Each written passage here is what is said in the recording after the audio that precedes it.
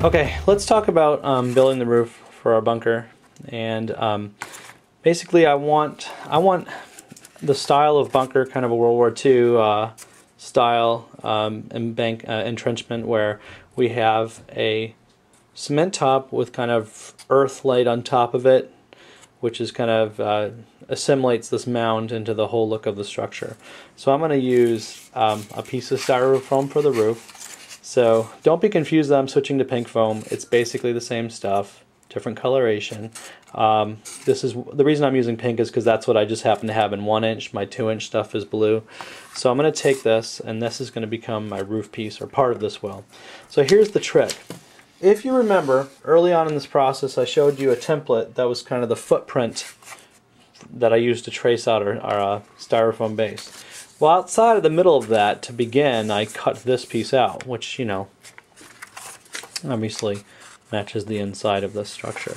So what, I know that this is the footprint of the roof, because that's what we cut out. So what I'm going to do is I'm going to cut this off so it's square.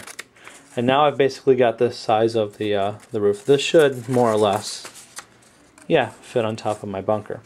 So this is, I want my roof to be a little larger than the bunker itself and have some overhang, so I need to cut a piece bigger than this.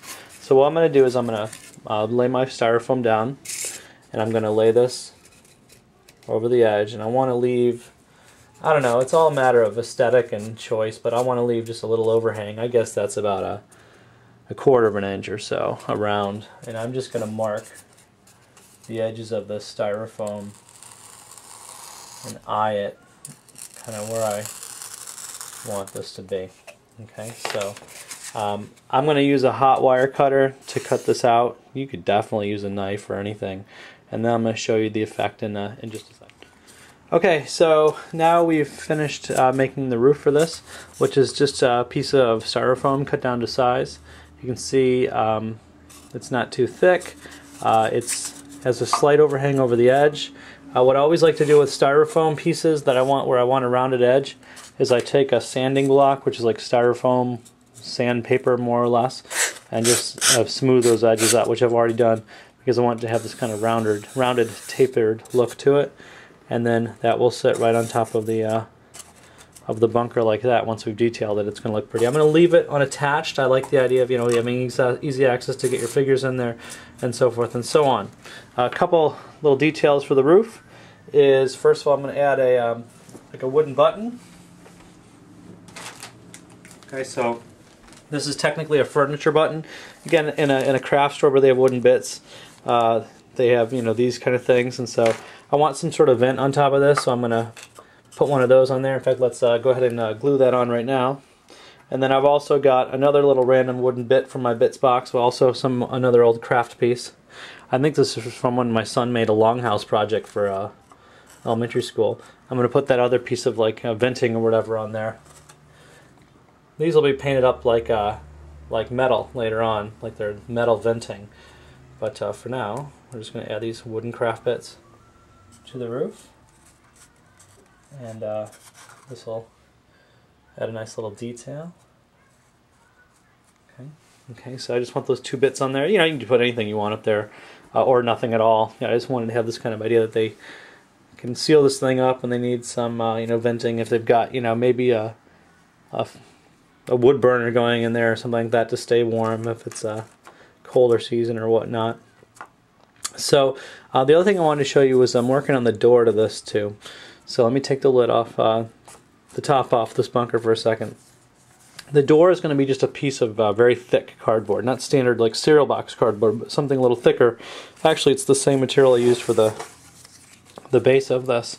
So for the door, I really debated if I wanted just to leave this an open structure, because I kind of like that look, or if I wanted a door. Well, I came up with an idea where I could do both. So what I've got is I've got this door. It's going to be basically this cardboard, and oops, sorry, did it wrong. I made it so that it inserts into this space. Still did it wrong. It inserts into this space as such. I got to obviously detail that door, but that's the basic idea. Is this piece of cardboard. What I did was I cut away some notches here in the foam core, so I could just slide this in and out. So what I'm going to do so that this looks more like a door is I am going to put some styrene or plastic or for sale sign plastic detailing on this with some rivets and stuff like that, and probably do that on both sides. Also, I'm going to put some sort of little wheel on the inside, like a locking mechanism. A great source of little rotary wheels that look like valves or lockdown wheels are old tank wheels. If you have any old plastic model kits for like 1/72 scale or HO scale model tanks, wheels off those are great if you've got any of those in poor condition, or use your imagination and use something else.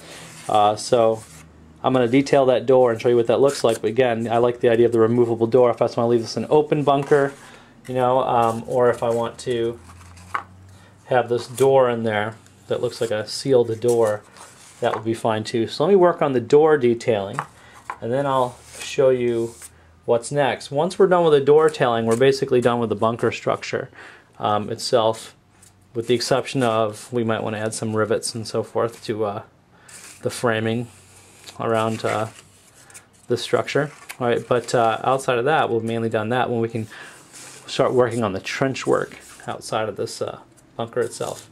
All right, so I'll work on that door and show you what I came up with, and we'll move on to the next step. Okay, so now we've got our rivets done and our detail work on the door done. So I told you I'd add some detail to the door, and basically what I did was I put 2 styrene panels to represent the metal of the door on that piece of cardboard that inserts into the bunker cavity here where the doorway is, and then I put some strips, cut some small strips, put those across, and then I used the hole punched rivets from plastic, as you've seen me use in some of my other videos if you've watched them, and I did that on both sides. Okay. And what I also did was I took that old tank wheel I was talking about and added that to be a kind of a door locking mechanism on the inside of the door. So what we do, of course, is just slide that in, and we've got our kind of 2-sided door. The other thing I did was I did some riveting around these frames. Now, I went a little bit out of order here. Really, these rivets on the metal frames around the firing portals probably would have been done better on the walls before I inserted the walls into the structure. I got lucky because there was a little bit of a cavity here where I could insert some of those rivets on the bottom of those panels in those cracks, but it really was pretty easy, and some of those are going to get covered up in the end anyway when I fill these cracks, so it's doable either way. Alright, so I've basically got the structure done. Here's our roof back on. Alright, and so our bunker's done, our riveting detail's done. We could do some more internal detail, but honestly I want to keep this a simple structure just for the sake of instruction, if nothing else. And the next thing we need to do is work on this area where we're going to build up some kind of wooden timber, some timber supports for this trench-like walkway. We're going to add some sandbags here too. So we'll look at that stage next.